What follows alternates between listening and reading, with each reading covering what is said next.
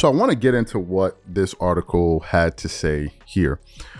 It says Jayson Tatum opens up on rough personal experience at the 2024 Olympics. Jayson Tatum played a small role in Team USA, bringing home the gold medal from 2024 Paris Olympics. Tatum received 2 DNPs during the tournament and played garbage time minutes in their gold medal clinching win over France. Much has been made out of the Celtics star barely cracking the rotation, with the 2024 champion discussing the same while discussing if he'll participate in the 2028 Olympics. He said, "It was a tough personal experience on the court, but I'm not going to make any decision on emotions.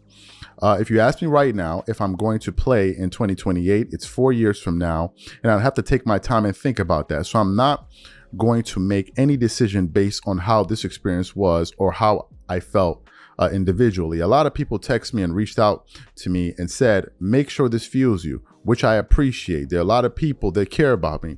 I think the tough part is, yes, you can see things to fuel you, but I'm still human. Part of being in the moment, I've sacrificed and put a lot into this game and work really, really hard. So in the moment, it's tough. You're not necessarily worried about fueling me for November or whatever this season is. But like I said, it's something I'm going to take away from this and learn from this experience. It's definitely challenging and humbling at the same time. And then I want to quickly touch on a post that he posted on his IG. This is via SportsCenter, and it says, I guess he reposted something that somebody said on Twitter. He says, "We will avenge Jayson Tatum," and he posted that on his Twitter. This is what is it? SportsCenter posted there.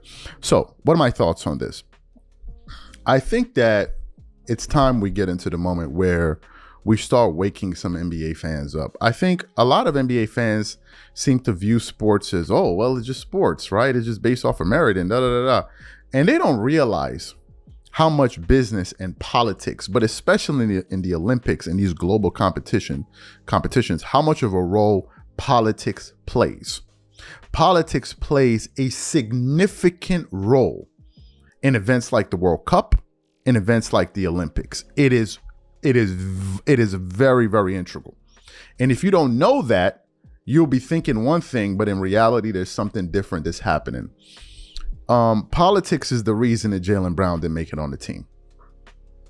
And Derek White did, his teammate.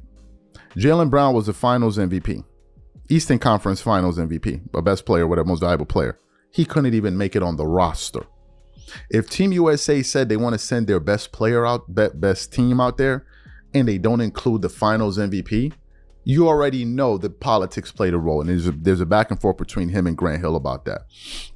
In the case of Jayson Tatum, look, one can make a succinct argument that Jayson Tatum is America's best player. One can make an argument about that. Now, if you listen to the media, if you listen to the politics surrounding the game, you'll think it's a different thing. But I want to give you guys some information because maybe some people are unaware of this fact. Of all of the American players on this roster, which include LeBron James, Stephen Curry, Kevin Durant, Bam Adebayo, Drew Holiday, Anthony Davis, Tyrese Halliburton, Anthony Edwards, all of those guys, right? With all of those players on that roster, Jayson Tatum was the only American basketball player in the world. The only American player